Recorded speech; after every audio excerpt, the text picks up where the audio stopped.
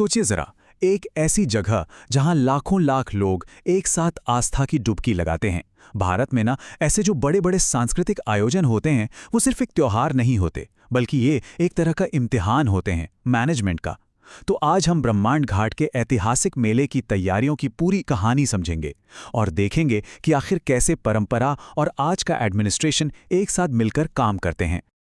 तो सवाल ये उठता है कि आखिर लगता क्या है इतने बड़े मेले को सफल बनाने में, जहां लाखों लोगों की आस्था जुड़ी हो। ये सिर्फ भीड़ को मैनेज करना नहीं है, उससे कहीं ज्यादा है। चलिए ब्रह्मांड घाट के मकर संक्रांति मेले की तैयारियों के जरिए इस मुश्किल सवाल का जवाब ढूंढते हैं। तो हम बात कर रहे हैं ब्रह्मांड घाट की। ये वो जगह है जिसे भगवान ब्रह्मा की तपोभूमि माना जाता है। अब देखिए, यहाँ मकर संक्रांति पर जो मेला लगता है वो कोई आम आयोजन नहीं है। ये तो सदियों पुरानी विरासत का एक प्रतीक है, एक ऐसी परंपरा जो आज भी जिंदा है, और इसे संभाल कर रखना ये अपने आप में एक बहुत बड़ी जिम्मेदारी है। अच्छा, तो सबसे बड़ा चैलेंज क्या है यहाँ पर? देखिए, ये सिर्फ एक मेला नहीं है, ये लाखों लोगों की आस्था का सेंटर है। तो गोल सिर्फ एक सक्सेसफुल इवेंट करना नहीं होता। असली लक्ष्य तो यह है कि हर एक भक्त जो वहां आ रहा है वो सेफ और कंफर्टेबल महसूस करे। ये एक बहुत बड़ी जिम्मेदारी है, जहां गलती की सच कहूं तो कोई गुंजाइश ही नहीं है। तो इतनी बड़ी प्लानिंग की शुरुआत होती कहां से है? पता है, एक कमरे से, एक टेबल के चारों ओर बरमान कला के रेस्ट हाउस में एक बहुत ही जरूरी मीटिंग हुई, और समझिए कि वहीं पर इस विशाल आयोजन की नींव रखी गई। यहीं पर सारे बड़े डिसीजन मेकर्स एक साथ आए ताकि एक सॉलिड और फूल प्रूफ प्लान बन सके। देखिए, किसी भी मेले की कामयाबी किसी एक इंसान के हाथ में नहीं होती। ये पूरा का पूरा टीम वर्क है। इसके लिए एडमिनिस्ट्रेशन, लोकल लीडर्स और कम्युनिटी सबको साथ मिलकर काम करना पड़ता है। तो चलिए देखते हैं कि इस टीम में कौन कौन शामिल था और उनका रोल इतना इंपॉर्टेंट क्यों था। तो सबसे पहले आते हैं एडमिनिस्ट्रेटर, कलेक्टर श्रीमती रजनी सिंह, जो इस पूरे ऑपरेशन की कह सकते हैं मेन ड्राइवर हैं। उनका काम ये देखना है कि हेल्थ, सिक्योरिटी, साफ सफाई, मतलब सारे सरकारी डिपार्टमेंट्स एक साथ एक ही गोल के लिए काम करें। वो पूरी मशीनरी को एक साथ लेकर चलती हैं। फिर आते हैं जिला पंचायत के सीईओ श्री गजेंद्र नागेश। इनका काम है प्लान्स को कागज से उतारकर जमीन पर लाना, मतलब असली काम।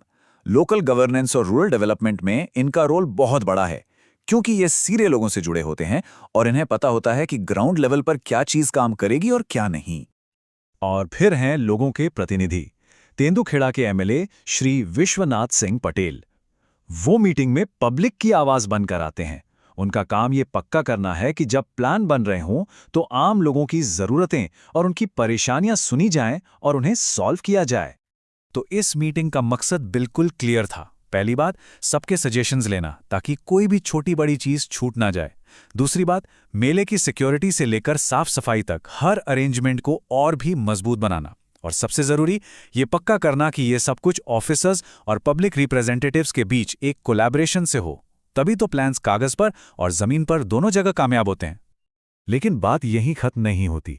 इस मेले की तैयारी सिर्फ बंद कमरों में होने वाली मीटिंग्स तक ही नहीं है। यहाँ एडमिनिस्ट्रेटिव ड्यूटी, मतलब जो सरकारी काम है, वो आस्था और सेवा की भावना के साथ जुड़ जाता है। और यही चीज इस पूरे प्रोसेस को एक अलग ही लेवल पर ले जाती है। मीटिंग खत्म होने के बाद जिला पंचायत के सीईओ ने कुछ ऐसा किया जो ये दिखाता है कि ये सिर्फ एक जॉब नहीं है। उन्होंने कुछ ऐसे कदम उठाए जो ड्यूटी और गहरी आस्था के बीच का जो कनेक्शन है ना, उसे बहुत खूबसूरती से सामने लाते हैं। वो मुख्यमंत्री गौशाला पहुंचे और गायों को गुड़ खिलाते हुए उन्होंने कहा, गौ सेवा और मां नर्मदा की सेवा सौभाग्य की बात है। अब ये सिर्फ एक लाइन नहीं है, ये इस बात का सिंबल है कि कैसे एक एडमिनिस्ट्रेटिव ड्यूटी गहरी कल्चरल और स्पिरिचुअल वैल्यू से जुड़ सकती है। और जब ऐसा होता है ना, तो काम में एक अलग ही लेवल का डेडिकेशन आ जाता है। तो ये पूरा प्रोसेस एक सफर की तरह है। देखिए, इसकी शुरुआत हुई मीटिंग में आइडियाज के साथ, फिर ये सफर पहुंचा गौशाला में सेवा के एक भावुक काम तक, और आखिर में खत्म हुआ घाटों के इंस्पेक्शन पर, ताकि ये पक्का हो सके कि सब कुछ एकदम सही है। ये प्लानिंग से लेकर एक्शन तक का एक परफेक्ट एग्जाम्पल है। और फिर आया आखिरी और सबसे जरूरी step, ground reality check. CEO ने एडमिनिस्ट्रेटिव ऑफिसर्स और हाँ, लोकल ट्रेडर्स यानी स्थानीय व्यापारियों के साथ बरमान खुर्द और बरमान कला के घाटों का जायजा लिया।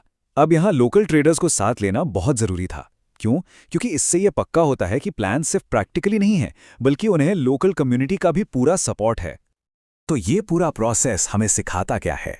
असल में ये हमें दिखाता है कि भारत की जो रिच कल्चरल हेरिटेज है, उसे कितने असरदार तरीके से मैनेज किया जा सकता है। एक ऐसी जगह जहां सदियों पुरानी परंपराएं और आज का मॉडर्न एडमिनिस्ट्रेशन हाथ में हाथ डालकर काम करते हैं। तो अगर इसे समराइज करें तो इस कामयाबी का मॉडल कुछ पिलर्स पर टिका है।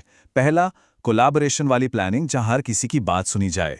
दूसरा, ड्यूटी को आस्था से जोड़ना जो काम को सिर्फ एक जॉब नहीं रहने देता। तीसरा, ग्राउंड लेवल पर वेरिफिकेशन ताकि प्लान्स असल में काम करें। और चौथा, एक इंक्लूसिव अप्रोच जिसमें लोकल कम्युनिटी को शामिल किया जाए, क्योंकि आखिर में ये मेला है तो उन्हीं का। चलिए जाते जाते एक सवाल के साथ छोड़ते हैं। जब एडमिनिस्ट्रेशन और ट्रेडिशन इस तरह एक साथ आते हैं तो इसका एक कम्युनिटी की यूनिटी, उसके भरोसे और ओवरऑल वेलबींग पर क्या असर पड़ता होगा? इस पर सोचिएगा जरूर।